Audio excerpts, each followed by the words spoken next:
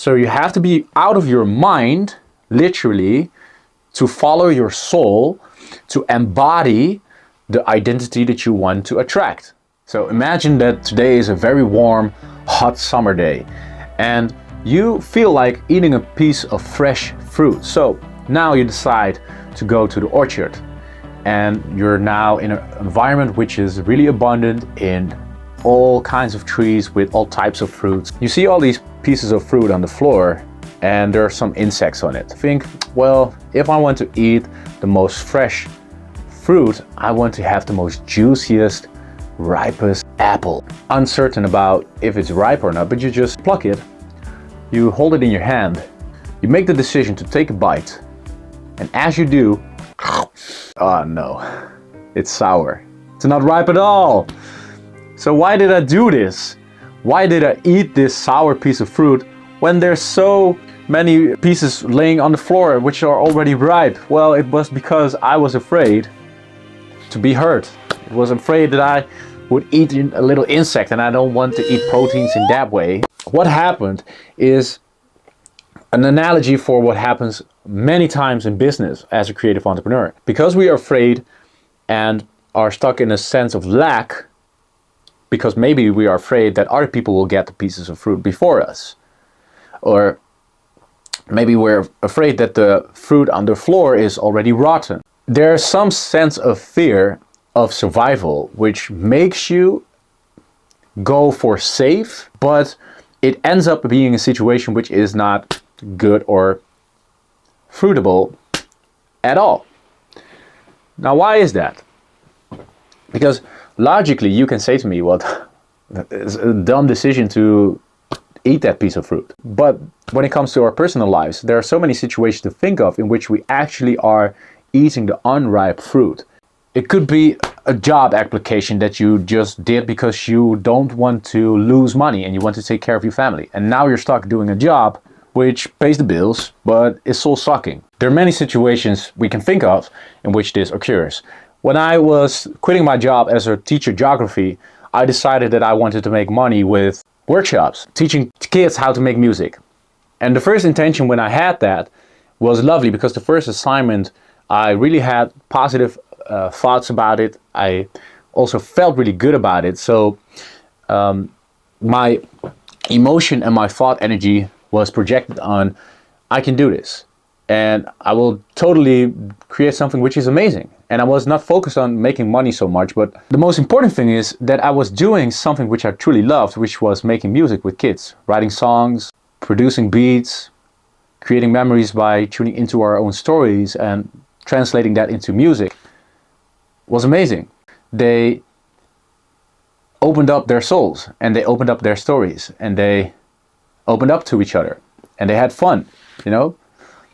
Which was amazing, and it paid well. The trap here is that my next intention was that I want to create the exact same experience for myself over and over. So now there was importance added up to that situation, which we call access potential, which means that there's too much energy created and projected onto wanting to create something which is paying the bills, which is giving me money. The energy which was behind it was lack, because it was focused on, I don't have money and I want to create money with this assignment. So I was able to pick the fruit when it was not ripe yet, because now my energy was, I want to do so many workshops, and that was what I got. I got so many workshops, and I was teaching all around the country, but it was soul sucking because it didn't pay that nice. And I wasn't doing what I truly loved. I came in situations in which the kids were not motivated at all to make music. And sometimes it was fun to try to motivate these kids. You know, I always do like a challenge, but most of the times it was just me and the kids waiting for the hour to be over. And putting away the money, that's not an experience that you want to go through, because that's soul sucking and it really drains your energy, and you come home and you feel so tired. That's just what happened with me. So I've come to realize at that point that whenever I wanted to create something so much because of the focused that I wanted to recreate something which happened in the past, that it didn't work out. That's a very important realization that we make, is when we look at you or me, let's say that this is me, and sometimes I wear a hat because I like wearing a hat, it's awesome. And I thought to myself, well, I'm going to do workshops. So my brain sent electrical signals through my nervous system, which is making you move in your body. And then our heart, our emotions, they already measured that our heart is setting out a magnetic field. When they're working together, your heart and your mind, they send out an electromagnetic field. Electromagnetic field, which in spiritual terms is your aura. But it's your quantum field. Now, very important to remember that we don't attract what we want, because I wanted well-paying, soul-feeding assignments. But what I got was the opposite. Well, why is that? It's because my mind and my heart were in congruent alignment about the following fact. Because I was thinking, I want to create assignments that pay well. Which, when I state I want, means that I don't have. So there's lack in the current here and now, because the universe works in here and now. There's no past, there's no future, there's only the here and now. So if I say I want XYZ, then I say I don't have XYZ. That's what my thought energy was. My emotion was, then I will feel amazing. So now I don't feel good because I don't have the good paying assignments, unfortunately. Well, that being said, we don't attract what we want, we attract what we are. So what was the epiphany to me? It was the work that I had to do to think and feel other things. But that's not so easy, because you just feel what you feel and you think what you think, right? Well, you can change that. And it takes the following to do. Come. Come. Come down. Excuse me, I was disturbed by this little, or little, she's not that little. I was disturbed by this little puppy. She just needed to be with me. Okay, so, Mila, here you are. So now she's my assistant and she's sitting on my lap. It's not that practical because she's quite big. She weighs about 30 kilograms. Sitting on my lap like that, and it doesn't fit, obviously, so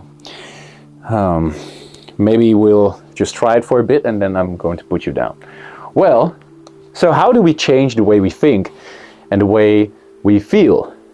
Well, it's an identity question, because for example, let's dive into this. Well, I love you, but I cannot do it like this. I just can't. Just lay on the floor or something, all right? Okay, so let's dive into this by looking into what Jesus said, which is the following. Jesus said, "For whoever wants to save their life will lose it. But whoever loses their life for me will save it." So this is set in the context in which Jesus sensed that he was going to be betrayed by one of his or multiple disciples, and which ultimately happened when he was crucified. But it also meant something else. It meant something on a psychological level, because when we translate the word life, and it was translated by the Greek from the Hebrew, and life is the Western translation, but the Greek translation was psyche and bios. Well, what this means, the psyche, is not only your mind, but it's a translation of your soul. And your soul is a part of the identity of who you are. Whenever you are clinging so hard on what it is that you are trying to save, who you think you are, then you're contracting.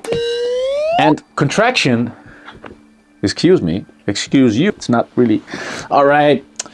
It's because I love you so much. You're impossible. All right. So whenever you're clinging so hard on who it is that you think you are, there's contraction. And it takes a lot of energy, and therefore it will cost you your life. Now, Lao Tzu says the following: nature does not hurry, yet everything is accomplished. What this says is, when we're trying to rush the process, it always comes from the energy of lack, and it always comes from the energy of fear, and fear is not really a good advisor. We don't have to hurry by creating content. We don't have to hurry by applying for the job. We don't have to hurry by XYZ, whatever you want to create, for example, because when we realize that everything is already accomplished, you're already whole. You don't have to be afraid of winter because you know that spring will come. You don't have to say yes out of fear of being left out. You don't have to undervalue yourself to be chosen. You don't have to be afraid that whenever you ask the money you want to ask, people are not going to pay, because of course people are not going to pay. But there are people who are willing to pay for who it is that you are. Now, there's one thing that we want to dive into as well, which is the saying of Carl Jung. And Carl Jung says, the privilege of a lifetime is to become who you truly are. Well, so what does that mean? To become who you truly are. Well, if I ask you who you are, what would be your answer? For example, if we ask myself the question and we're going to answer that, we're programmed to answer it in the following way. Well, who I am is the following. My name is Joshua. I am son of Jet and Renee. Makes me think of Lord of the Rings, saying Aragorn, son of Arathorn, Gimli, son of Gloin. Well, I'm Joshua, son of Jet and Renee. I live in the Netherlands, and I'm 32 years old, creative entrepreneur, and what I'm saying now has nothing to do with who I am. We think that it is the case, but it's not, because what I say is my name.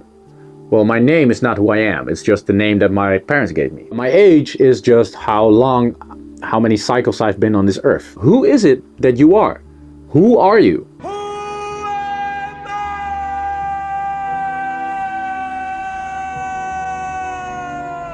Strip away your physical body, strip away your mind, and what's left there? Your soul. And when you came onto this earth, you had this soul urge to do whatever it is that you feel that you want to do. And that's really important to listen to, because you know whenever you don't feel satisfied with your job and it feels draining, that you are doing something which is not in alignment with your soul urge. How do you find out who it is that you are? Well, it's to become who you truly are by facing the shadow self. So this is you, and this is the part that we all see, and this is your shadow self, which we do not want to look at because our awareness is not there. So when we ripen the fruit, what we actually mean is that we want to bring awareness. Oh, thank God, some weight that loosened up. We want to look at what it is that is defining our shadow self. Becoming who you truly are means to let go of your old identity and to step into the new identity. And what Jesus said is to let go of your life means to actually gain the new life. Because if you save the life, you will lose it. But those who are able to lose their life for me, for the Christ consciousness, for the awareness of God, they are the ones who will save it. All the successful people, what do they have in common with each other? Is that they, although the world projects them as being crazy for doing something, they stick with their own idea, they stick with their own gut feeling, with their own intuition that nudges them in specific directions. So you have to be out of your mind, literally, to follow your soul, to embody the identity that you want to attract. The last video we spoke about how to lose control, to let go of the sense of control. But when you're able to let go of control and tune into the abundance, I will leave a meditation down below. It will help you to bring your mind and your thought in congruent alignment, because if we are able to tune into the identity of the version who is able to do that, and we think throughout the day about that.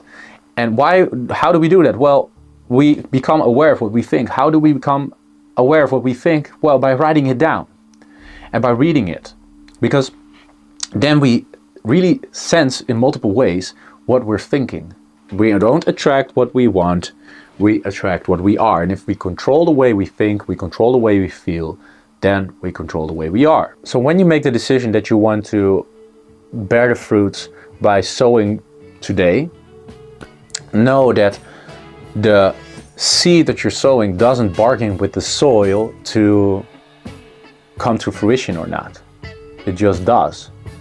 And there's also this story in which Jesus speaks about sowing. There will also be seeds which will be eaten by crows.